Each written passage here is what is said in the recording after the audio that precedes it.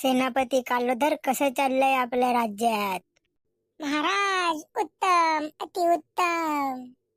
एकदम आपल्या मनासारखंच चाललंय आपल्या राज्यात.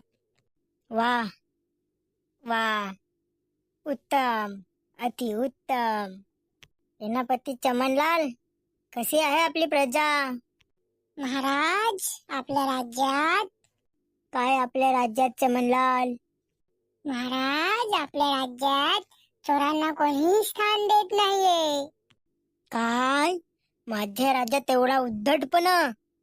चोरांना स्थान नाही? आत्ताचे आत्ता सगळे चोर मला इथे जमा पाहिजेत.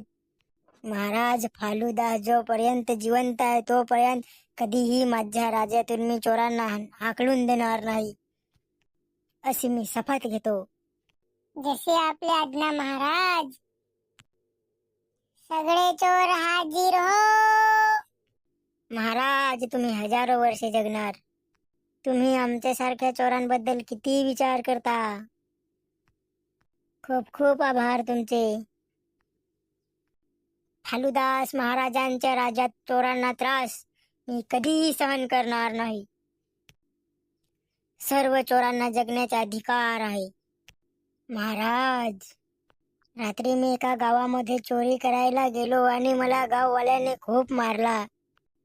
अजून हातपाय दुखत आहेत महाराज. आम्हा चोरांना पण न्याय पाहिजे महाराज. काय माझ्या राज्यात चोरांना मार? हे अशक्य आहे. आताच्या आत्ता राज्यात दवंडी पेटवा. आजपासून कोणीही चोरांना त्रास देणार नाही. नाही म्हणजे नाही. हो महाराज हो. जशी तुमची आज्ञा महाराज. काय रे चमनगोटे, तू महाराजांना कशी तक्रार केली? काय झालं? अजून विचारतो काय झालं?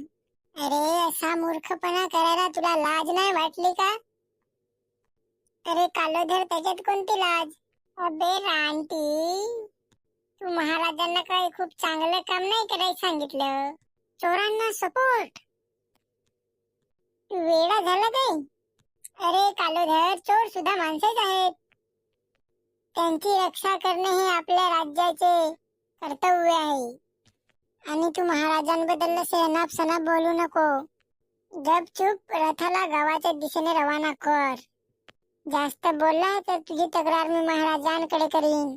चमनगोट्या, तू विसरू नको, मी पण एक सेनापती आहे. समजलं का तुला?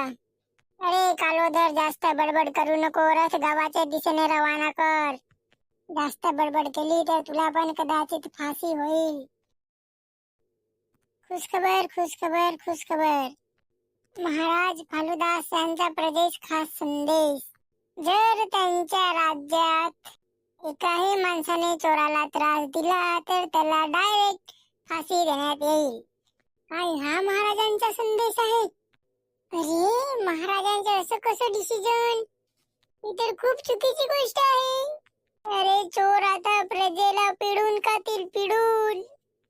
महाराज फालुदासांचा हा चुकीचा निर्णय आहे. महाराज फालुदास मुर्दाबाद मुर्दाबाद. काय? महाराज फालुदास मुर्दाबाद? तुझ्याबद्दल आता मी महाराजांना तक्रार करीन आणि तुला फाशी देण्यात येईल. महाराजांच्या निर्णयाला जर प्रजेने विरोध केला तर महाराज त्यांना फाशी देईल.